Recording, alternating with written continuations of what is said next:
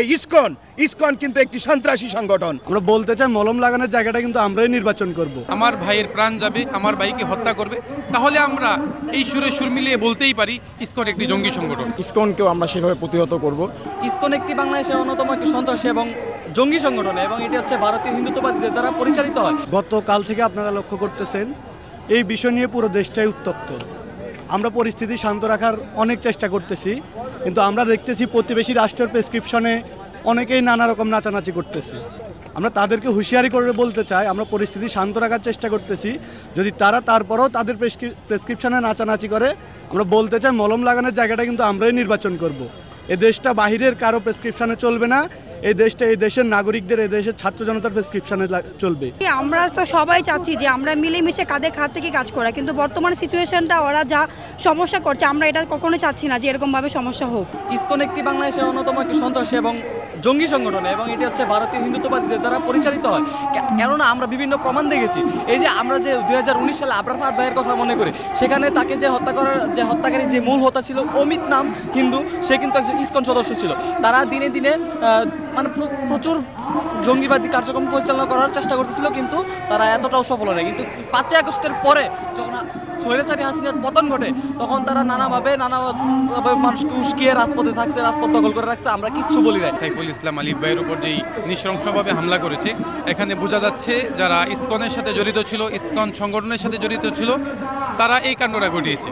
সুতরাং ইসকনের কর্মকাণ্ড যদি এরকম হয়, আমার ভাইয়ের প্রাণ যাবে, আমার ভাইকে হত্যা করবে, তাহলে আমরা এই সুরে সুর মিলিয়ে বলতেই পারি ইসকন একটি জঙ্গি সংগঠন। ভারতীয় মিডিয়া, রিপাবলিক বাংলা থেকে শুরু করে যে মিডিয়াগুলো আছে, এগুলো আসলে গদি মিডিয়া বলি আমরা। গদি মিডিয়া হচ্ছে হিন্দুত্ববাদী যেই বিজেপির যে মুখপাত্র, এই মিডিয়াগুলো তারা সবসময় মোদির অন্তরে লালিত যে স্বপ্ন অখণ্ড ভারত এবং বাংলাদেশের দাঙ্গা বাজিয়ে তারা একটি তাদের এই জায়গায় একটি তাদের যে অরাজক পরিস্থিতি সৃষ্টি করে, তাদের যেই স্বপ্ন বা তারা বাস্তবায়ন করতে চায়, এই স্বপ্ন বাস্তবায়ন করবার ক্ষেত্রে এই গদি মিডিয়া সবচেয়ে মুখ্য ভূমিকা তারা পালন করতে চেষ্টা করে। আমরা যেরকম স্বৈরাচারী হাসিনাকে আমরা এই দেশ থেকে প্রতারিত করেছি, এই দেশ থেকে তাকে পালানোর একটা হয়ে গিয়েছিল, ঠিক ইসকনকেও আমরা সেভাবে প্রতিহত করব।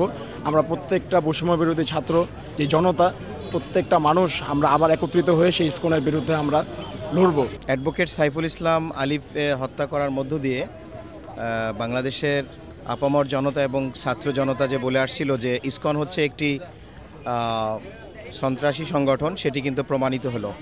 এবং তাই আমরা ছাত্র জনতার পক্ষ থেকে আমাদের বার্তা পরিষ্কার যে ইসকন যে একটি সন্ত্রাসী সংগঠন, তাদেরকে নিষিদ্ধ করতে হবে।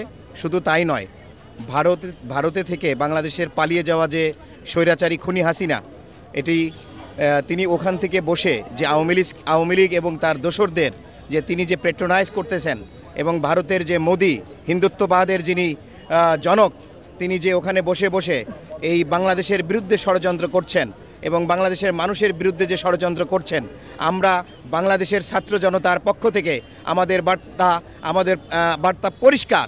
আমরা বলতে চাই, এদেশের যে 18 কোটি এবং 20 কোটির মতো প্রায় জনগণ রয়েছে, আমরা সাম্প্রদায়িক সম্প্রীতিতে বিশ্বাসী, এবং এদেশের মানুষ এই যুগ যুগ ধরে তারা হিন্দু, মুসলিম, বৌদ্ধ, খ্রিস্টান একত্রিতভাবে আমরা ঐক্যবদ্ধভাবে কাঁধে কাঁধ মিলিয়ে আমরা বসবাস করেছি, এবং আমরা এখনও বিশ্বাস করতে চাই এদেশের যে হিন্দু, বৌদ্ধ, খ্রিস্টান রয়েছে, তারা এদেশের সংখ্যালঘু না, এবং তারা ইসকনের যে ফাঁদ, এই ফাঁদে তারা পা দেবে না। এবং আমরা দৃঢ়ভাবে বিশ্বাস করি এদেশের যে সাধারণ হিন্দু, তারা বিশ্বাস করে এই ইসকন কিন্তু একটি সন্ত্রাসী সংগঠন। অতএব ভারতে বসে ভারতের যে হিন্দুত্ববাদ, সেই হিন্দুত্ববাদে বাংলাদেশে যে তারা প্রতিষ্ঠিত করতে চায়, বাংলাদেশের মানুষকে যে তারা বোঝাতে চায় এদেশে আবার নতুন করে এই দেশের সাম্প্রতিক সম্প্রীতি তারা নষ্ট করতে চায়, আমাদের পক্ষ থেকে, ছাত্র জনতার পক্ষ থেকে আমাদের বার্তা স্পষ্ট, আমরা এদেশের মাটিতে কোনো হিন্দুত্ববাদকে প্রতিষ্ঠিত হতে দেব না।